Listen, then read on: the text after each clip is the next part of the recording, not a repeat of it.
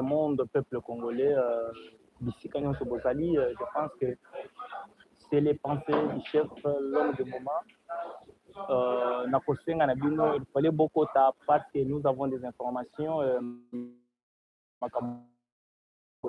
Là, dans le moment où on sait ce qui se passe dans notre bon pays, la République démocratique du Congo. J'ai toujours dit un pour tous, tous pour un. Le Congo restera un indivisible. Et nous avons un seul président de la République. Le meilleur président du Congo, c'est le président Félix Tshisekedi Tshilombo. Alors, est-ce qu'il y aura les élections en 2028? Vrai ou faux? Oui ou non? Moi-même, je suis déjà la première personne à Koloba. Oui, il n'y aura pas les élections en 2028 parce que le Congo n'a pas de président, mais le Congo a besoin de rester uni, garder le président qui vient nous a donné, et travailler pour l'avenir du Congo. Alors, on n'a pas besoin de s'embrouiller pour oh, Makamba, élection gauche à droite, ce n'est pas ça. Alors, peuple congolais, il y a beaucoup de choses qui se passent dans notre pays. Malgré du tout, malgré les hauts et les bas, le président de la République a la volonté à tous les Congolais, presque tout le monde. La bouche bête. Alors, c'est ce que les peuples congolais babanda kozela pona mboka na bango, c'est-à-dire que nous les Congolais nous sommes bénis parce que Dieu nous a donné un bon président, le meilleur président sur tous les plans, malgré menaces, malgré guerre à l'est de la République. Le pays bazana kacha kola tsango bilamba du jour au jour. Maintenant, je me pose cette question: si bitumba ya est ezala quitté na volonté à président de la République, tolingito suka wapi? Pour moi, 2028, pas des élections dans ce pays parce que les élections vont nous créer encore des retards. Nous avons déjà un bon président, le meilleur président depuis l'existence du Congo. Alors, nous avons des informations, il fallait s'abonner, il fallait partager cette émission afin que tous les Congolais partout, qu'est-ce qui se passe? Nous avons information, analyse parce que nous avons à peu près quelques minutes. Les autres mais prochainement, émission et ça les vraiment avec pression, avec détermination, avec précision. Pour le moment, en République démocratique du Congo, information à Liboso, crise politique exacte. Dans la crise na Congo à ce qui concerne la politique. Le problème, c'est quoi? Il y a confusion en République démocratique du Congo, que les Congolais et les sont déjà habitués à un comportement yamabe. Et lorsque maintenant, tu es pour redresser Mboka, maintenant, façon, il y a changement. Olongwa na makambo alukuta kozonga na nzela ya busolo et créer maintenant complication na trouble na mutu ba politiciens belé. Et pour vous dire que non, et belé c'est qu'il y a crise au Congo, il n'y a pas de crise. Nous avons le problème, c'est le conflit entre la République démocratique du Congo et les ennemis de la République. Le Rwandais qui cherche à piller notre pays, à tout prendre, à tout prix. Maintenant, biso ba Congolais tolobi eko simba tena eko lekate et sika ezate. Crise eza na Congo te à ce qui concerne ba information. Alors, tozo pese bino maintenant ba information pour boyeba qu'est-ce qui se passe. Na moment oyo bino bon nyonso boza déjà connecté, information à liboso. Minembo boyo ka ba déclaration ya Robert Roy, un Rwandais aussi réfugié au Congo, à l'Obi, à l'est de la République, l'armée congolaise, le FRDC, avec Banamboka, le Wazalendo, Azana Kati a coaquisé même l'armée burundaise, soit disant que Bazana Kati a bombardé Minembwe et Sika ba civil bazali. Sinon ye ba bombe wana et qui a touché même une personne plus âgée, il y a plus de 101. Non. Et ça, méchanceté, il y a armée, il y a Bana Congo, na Balie, na Bango, il y a Katia Koluka pour faire disparaître. Et il y a tous les Congolais, ce sont des Rwandais tous. Alors, lorsque le M23 a fait RDF, Bazana Katia coopéré dans l'Est de la République, ceux qui babotoli mboka babomi ba Congolais, là, baza balion. Maintenant, lorsque Mathezo balukila bango, pona bango bakomi maintenant nini, bakomi civil. Aminyembwe n'a pas de civil. Depuis que Toyeba ba Nyamurenge, bazalaka toujours na minduki na mapeka. Est-ce que vous remarquez déjà que Nyamurenge ba Nyamurenge na kobeta bal? Non. Tozoyebisa Robert Roy. Banyamurenge baleki ba Congolais na Valerte. Il y a beaucoup de Congolais qui Banyamurenge, soi-disant le Rwandais, babomi na Est de la République. Alors, ce n'est pas le temps. Il y a pour rappeler les Congolais ce qui est déjà passé dans le moment où tu as eu décision de mettre fin na ba ventir nyonso ya ba Rwandais na mboka na biso. Munyamurenge, soi-disant na Minembo, ce sont des tous Rwandais. Ba yaki et pas na biso en tant que des réfugiés. Alors, dans le moment où ce n'est plus le temps de négocier ou bien d'engager discussion, n'importe quelle discussion inutile. Ce n'est pas ça. Azarias Robert dénonce la violation du cessez-le-feu acquise une coalition impliquant FRDC, armée burundaise, Maïmaï et FDLR, d'intensifier les attaques contre le Banyamurenge. Selon lui, des bombardements par drone visent directement les civils, allant de bébés d'1 an, une femme de 101 ans. L'ancien vice-président exige une enquête internationale urgente pour qualifier ces crimes et met en garde contre une épuration ethnique imminente si rien n'est fait. C'est-à-dire qu'on ne peut pas venir s'imposer chez autrui. Ici, c'est chez nous. Au Congo, quand les Rwandais, là où vous êtes, vous êtes en train d'applaudir. Et quand ça change le camp, on a commis Makambu que non, si la communauté internationale et les autres. Makambu c'est déjà passé. Nous sommes en train maintenant de nettoyer nos terres. Mutunyo sotokuta na ye na mabele na biso ayeba ke makambo ekobeba pona ye. Alors,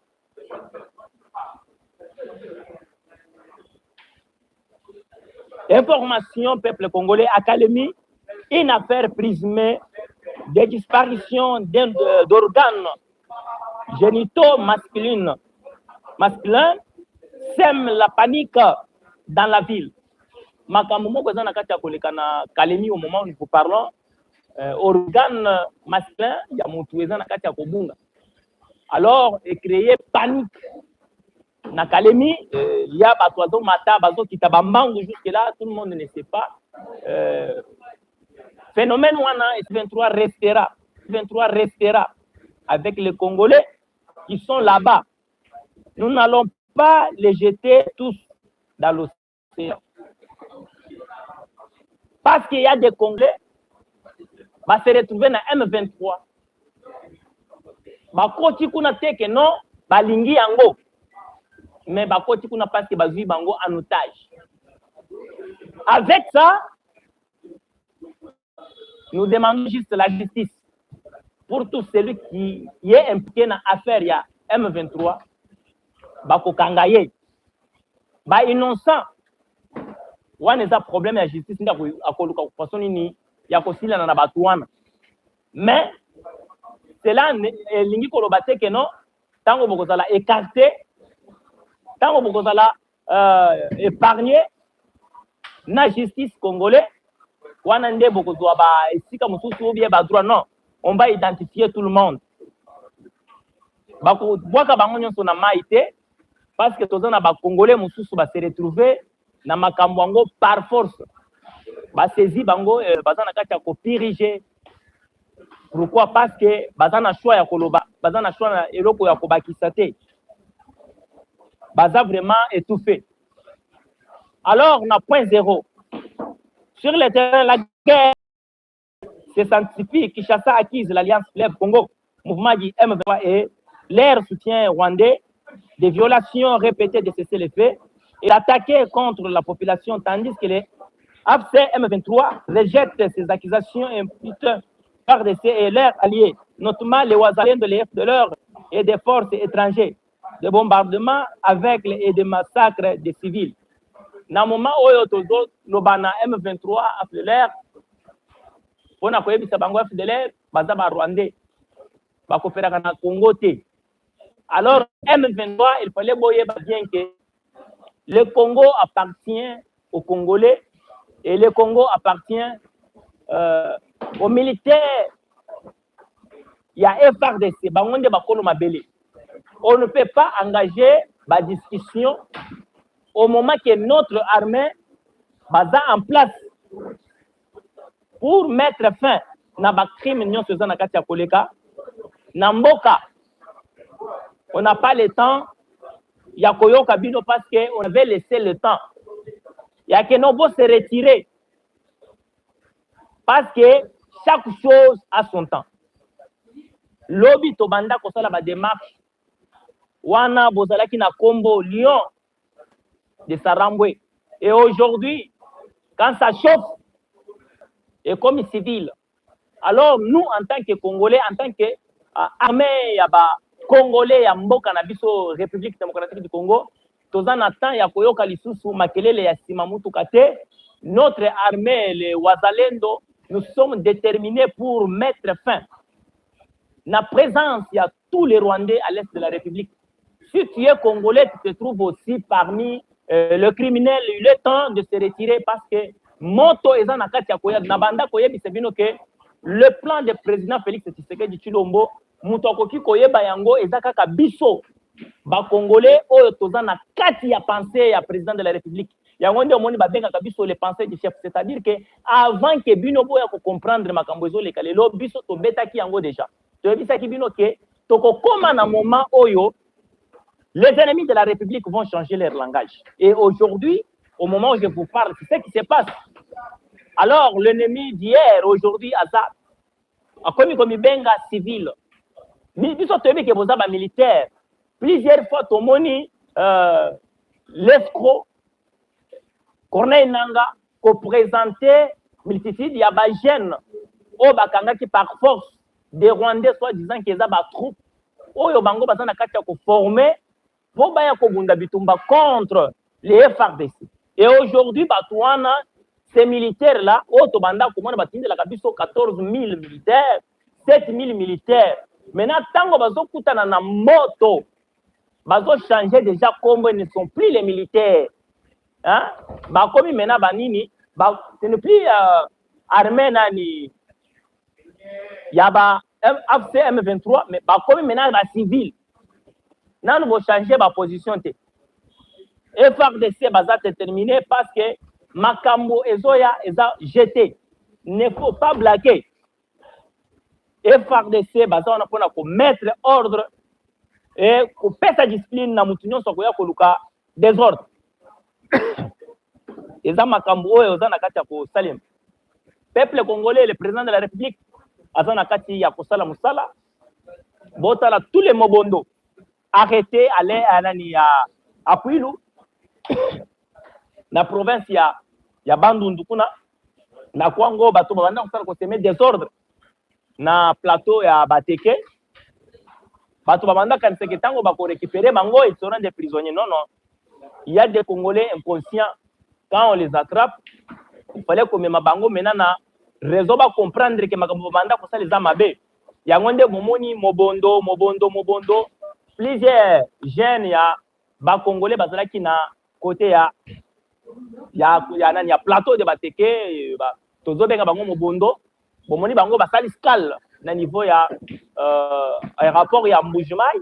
Au moment où nous parlons baza direction et Kanyama KCC bakozala lisusu bachomeur te balongwe na zamba après avoir été manipulé par les escrocs politiques, les gens qui avaient échoué pendant 18 ans. Bon, au moment où je vous parle maintenant, ces jeunes bazu valeur bazo kende koyeko la misala mobondo oyo bomonaki bango ba criminel la minduki na mapeka bazo kende koyeko la misala afin que ba soutenir ba aider ba sunga mboka na bango pona nini pona avenir ya république bakokoma ba maçon bakokoma ba ingénieur, c'est-à-dire que fini c'est ce que biso ba congolais to banda ko zela pona koyebisa peuple congolais que le président Félix Tshisekedi même ba congolais ba se retrouver na M23 na est de la République. Boyeba ke batu nyonso wana après avoir récupéré bango bakozala ba prisonniers, il y a des inconscients là-bas. Il y a batu mususu bazi bango en otage sans volonté. Tous ces gens-là, gouvernement congolais va s'occuper na bango ba récupérer bango ba kokende kanyama kasi c'est pour ba yeko na musala. Yango tezo bi sabino que qui président de la République il est le meilleur parce que tout le monde a palper bilem. Il y a minene zana kati ko selma nambo. Il est l'unique et c'est par là tous les Congolais essengeli to soutenir pouvoir en place parce que eza na kati ko sala musala oyo tout le monde va na kati ko sala ya ko sepela. Alors mobondo akozala lisusu criminel na est na Kwango te bango déjà ba komi ba travail bazo yeko la musala. C'est par là que biso toza wana pona ko pesa ba congolais makambo ko yebisa bango que non auto banda ko vivre le passé, ce n'est pas auto ko vivre ngo lelo makambo déjà échangé sur tous les plans façon ya ko sala musala na Congo to komi ko sala maintenant musala pona ko garder avenir na ko prévoir jeunesse ya mboka pour que le lobby na biso eza la meilleure yango wana nde na yebisa bino ke tozo senga na bandeko na biso nyonso baza oyo ba eko kota na M23.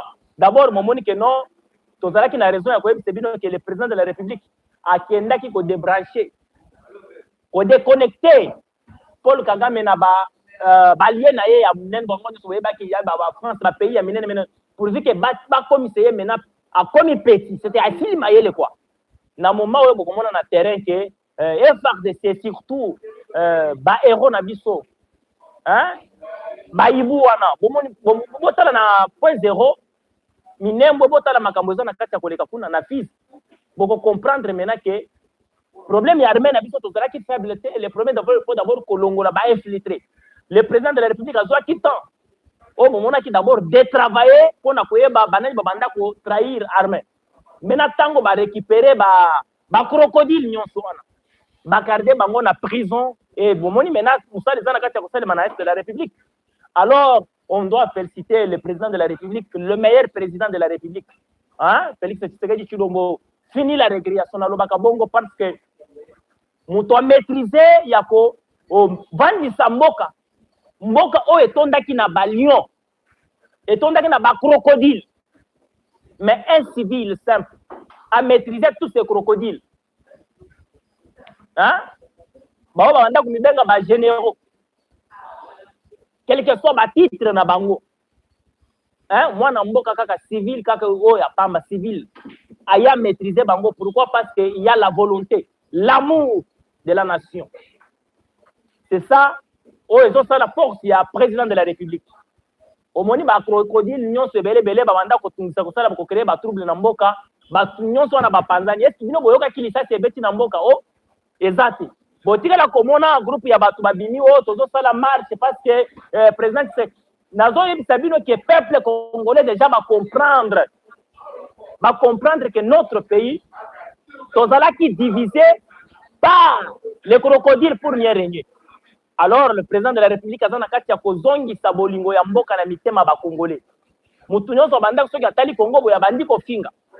Maintenant au moment où je vous parle maintenant bilembo yango wana nde omoni congolais nyonso komi ko préférer bayeba ki ya za congolais, même si il est à l'étranger akomi ko luka bayeba ke no za congolais. Pourquoi? Parce que congolais a vu valeur et ça la libanda partout. Pourquoi? nous avons un bon président. Il y a un des moments où les armées ont la puissance. Bota la façon ni nzela bazo na kati ya kotonga banzela. Bota la ni batre. Biloko eza na kati ya kosalema eza ebele. Eza ebele. Il y a un des autres personnes maintenant espoir. Na peuple congolais que non, lobby et cause à la malade. Hein? Makambo, ils ont changé. Et si déjà, Bassignon est allé. Malgré ma distraction, bozo mona o balobi tanta balingi baba sala coup d'état, eza distraction. Nani ako bunda bitumba na mutu oyo nzamba poni. Mutu wana zate. Président Félix Tshisekedi, il est le choix de Dieu. Alors, Bobo Sanaka, il faut oublier, c'est les pensées du chef. Il faut oublier. Lelo eza lobité. Il fallait tout ça la malamu lelo et les kao to sala ki lobby. Na oyo to ko sala lobby et ko sala ki top ko les kao to zo sala lelo. Alors, image ya mboka eza na kati ya kozonga na ba niveau ebele et yango to zo senga na ba détourner. Bato bayibaka mbongo à l'état, il faut tirer attention. Il faut tirer attention. Pourquoi? Niveau makambo ezoya et kozala soki oyibi $1000, on se retrouve na 20 ans ya prison. Pourquoi? Le Congo a besoin na batu oyo ya mayele, batu bazana bolingo ya mboka. O bayebi pourquoi kozala komona pasi ya peuple et ça la kabango na motema. Toboyi makambo ya ba escroc koya ko profiter pona ko détruire mboka. Alors makambo wana koleka te ya ngonde bomoni lelo ba congolais nyonso bazana kati ya ko sepela. Pourquoi? Parce que espoir ezali. Dede nazo ebisa bino bomoni ma phénomène euti koleka événement. Bomoni armée rwandaise RDF na AFC M23 na niveau ni bazana kati ya kokima na minembwe neti bana nite. Toyebaka ke minembwe eza base ya batusi rwandais. Mais tomoni fanto bazowele la porte ya kobima po bakima minembwe. Pona koyebisa bino ke mokolo mboka za mokolo mboka. Yoko ki kosala nyonso lingi kosala, mais il faut faire beaucoup d'attention. Parce que mokolo mabele akotika la mokolo mabele. Congo eza ya ba congolais. Nazo yebisa bino ke discussion ezate. Vous retenir que le président de la République a déjà atteint son rail. Et maintenant, il est comme temps ya bilembo. Bitumba wane ko sila lokola bitumba nyonso sila kate. M23 kolonga na mboka atako moko ya ke no bazo boye ekozala te. Pona batu oba banda ko espérer que dialogue ekozala. Dialogue ekozala pona ko solola nini. Boyo kibino moko le président burundais Paris. Ndaishiwe makambo oti ko beta. Alobi dialogue ekosalema na Congo te. Bato bazo luka dialogue, ce sont des escrocs. C'est eux. Omoni ba opposant nyonso ya Congo ngana lobaka na Congo opposition zo exister te. Toza na opposant te. Muto akotele malelo ko lobaka ngana zo opposant na abi 1000 personnes na nzela basala marche. Bakosala marche ya nini? Parce que bazali susu na rigima na minoko te. Bakomi ko luka dialogue na bakaye de charge na bango na maboko. Maintenant biso tozali susu na twana te. Et boyebi pourquoi bato wana bazo luka dialogue? Bah, remarquez que le président Tshisekedi déjà à Londres a dictorié contre association ya ba criminel.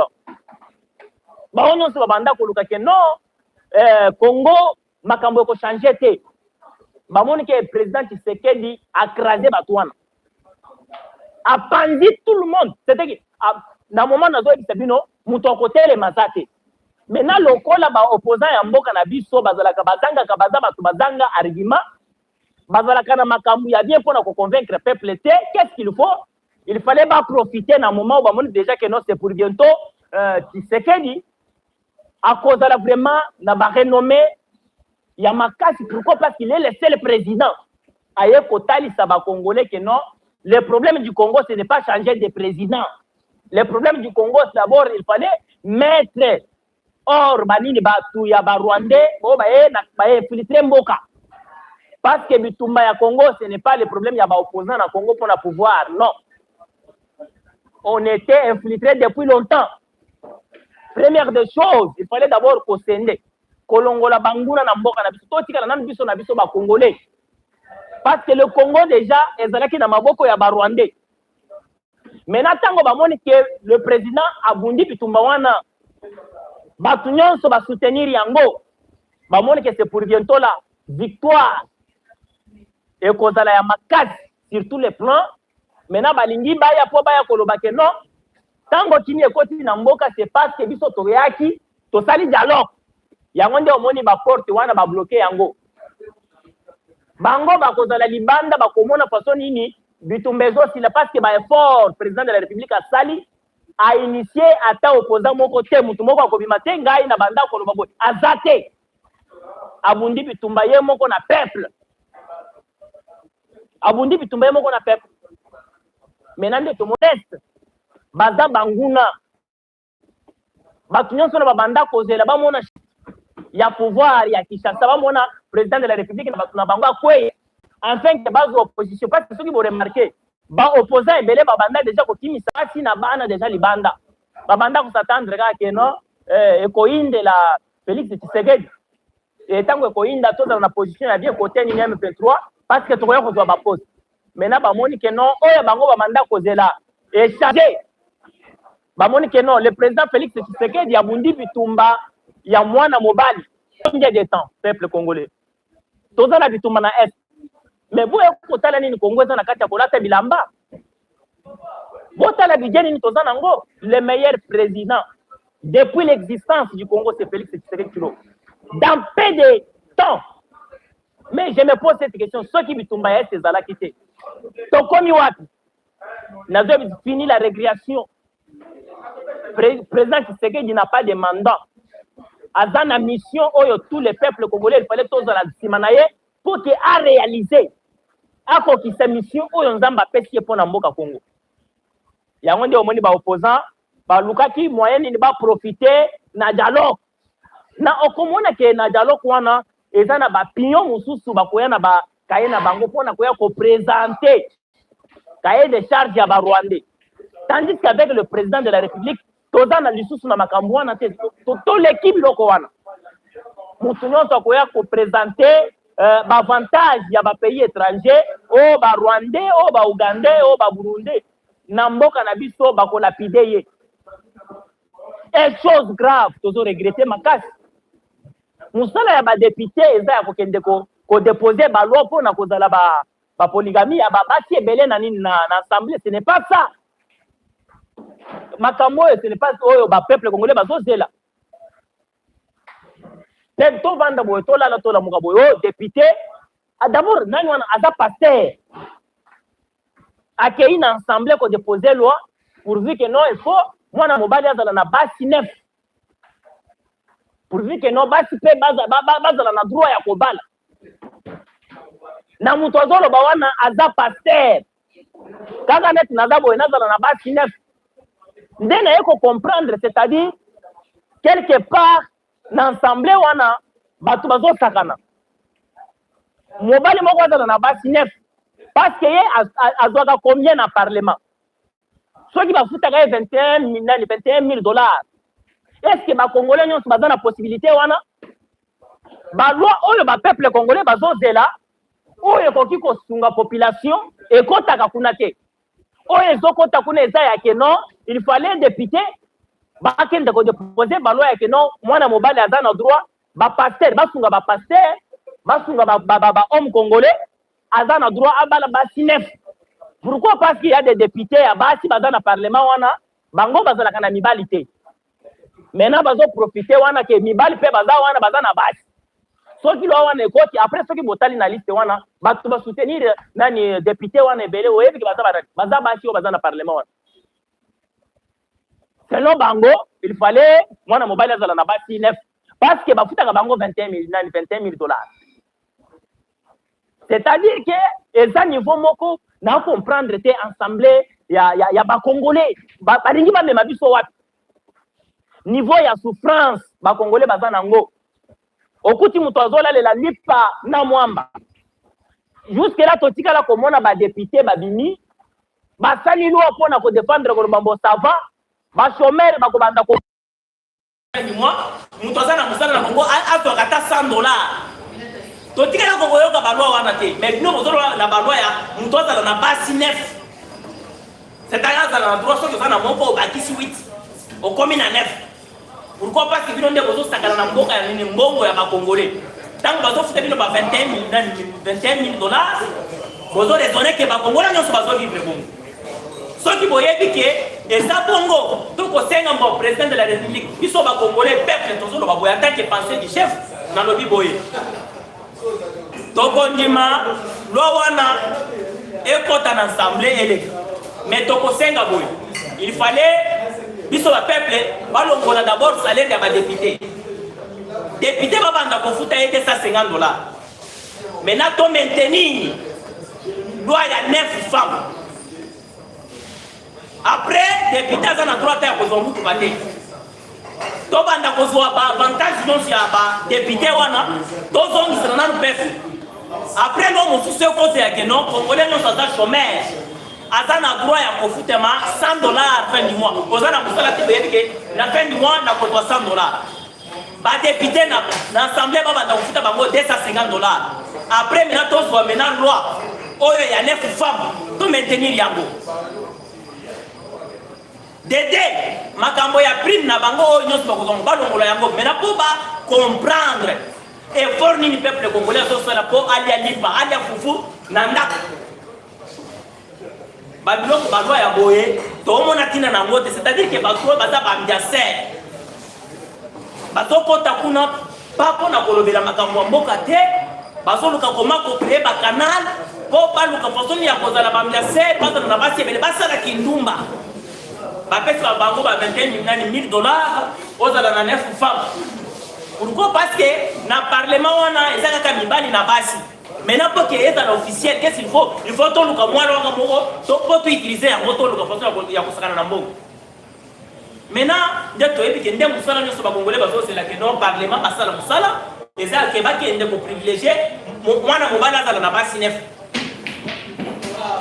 na mosala nini yango nazosenga biso bakongole tosepeli na loi oyo eza loi ya kitoko mais à condition balongola salaire ya badéputé oyo ezalaka na $21 000 batikela bango $250 balongola baprime nyonso bazwaka nyonso elongo de loi ekota kuna oyo congolais nyonso asalaka mosala te azala na droit ya kobatasi epuis $100 c'est-à-dire que chaque fin du mois gouvernement abanda kobimisa $1 milliard mpona kopesa bakongolais bénéfice $100 après tout maintenir maintenant loi oyo elobi moto akokozala na basi ne maintenant tomona koma député oyo nakopesa bino kombo na ye d'abord aza paster koma akovanda na basi 9 na salaire ya $250 c'est-à-dire balingi bakréer trouble na mboka pourquoi parce que bango baza na kati ya kozwa mbongo ya ofele est-ce que député ya boye enseignement nini akoya kopesa peuple place ya kolobela avantage ya peuple ye azokende kolobela avantage na ye mpo ke aluka façon nini ya kosepela na mbongo oyo azwaka ya ofele ezosala soni mpona komona makambo ya boye un paster bazwa mbongo ya bakongolais bafutaka bango mbongo ebele bango bazala na basi 9 au moment ke toza na bakongolais bazangi misala bakongolais baza na eloko ya kolia te loi bazoproposele bango eza ya keno il fallait 9 femmes bakolesa bango nini le député national Olivier Mundekereza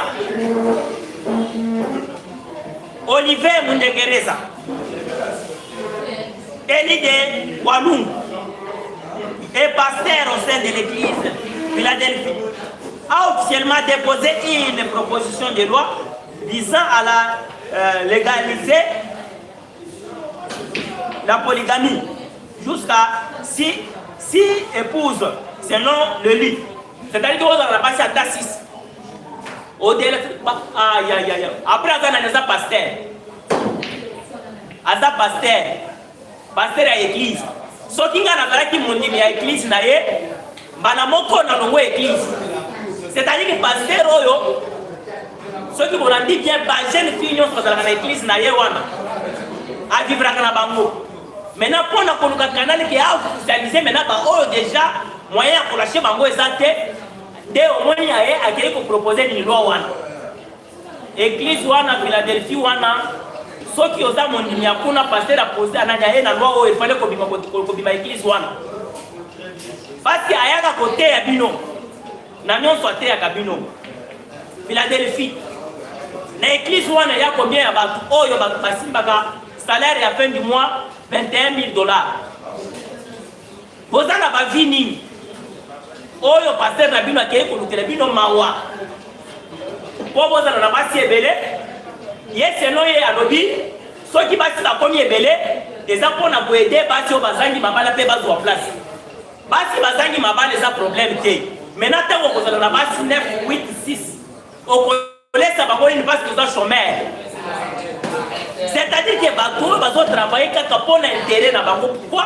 Bazwa ka mbongo ya ofele na ensemble. Depuis qu'il y a assemblée la puissance, il y a une loi qui pèse avantage na peuple. C'est non, on a vu que na bandi ko na yoki balogi teno loi ngo ekoti ya ke no ba futa ka Congo na ta $100. Congo est en mesure ya kufuta peuple na ye ba o bazo sala musala te bénéfice $100. Chaque fin du mois, on a la carte na yoki OK na banque récupérer $100. Balo wana ba député wana bazana courage ya kokoti sa ngote. Mais bazo privilégié azalana basi 6 9 pour asakana na $21 000 sans compter ba prix mitu ka bakabela ka bango bakende ko sakana. C'est-à-dire que Congo balingi ba komisa Congo ya ka mo groupe ya batu mongo boy parce que tozana basi ba boya mabala mena balingi ba bala lisusu bawo bazana mabala balingi ba bima mabala bawo bazali banda mabala balingi ba kota baka du mape za wana bango babuki yango bon pasteur tala basi bazana baka du maebele bazawana bazolu ka vie babuli saka wana 1000 francs 500 francs malade za wana yo simba ka $21 000 totikala ko yoka talo moko boke no koma ko funga batu wana nyonso wana o nyonso to salisa bango za souffrance okuti mwasi atelemi po abula na nzoto na ye pas payer 1000 francs, 500 francs. Mais les autres député Olivier Pasteur a donc proposé qu'il fallait mobile dans la base 9 8. Pour aller à Bango Nini, Nambongo Nini, Namakamo na zotu na Congolais. Banani oyo baza d'accord nanga, nga ne pensez du chef. Ceux qui sont d'accord nanga, comment nanga na message. Na lingi biso ba Congolais. La député a proposé la loi oyo. Loi oyo a proposé paix. Et ça que à partir de l'élo, il fallait le gouvernement congolais banda ko futa peuple congolais nous soza ngi musala $100. Deuxième article na kati ya loi nanga, il fallait balongo le $21 000. Oyo ba pesa ka ba député ba banda ko futa bango $250. Balongo la ba prime nyonso.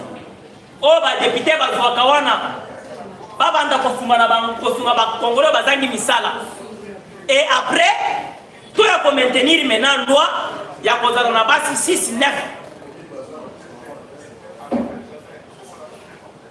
Banani baza d'accord nanga. So que ça d'accord nanga na nyo like ka.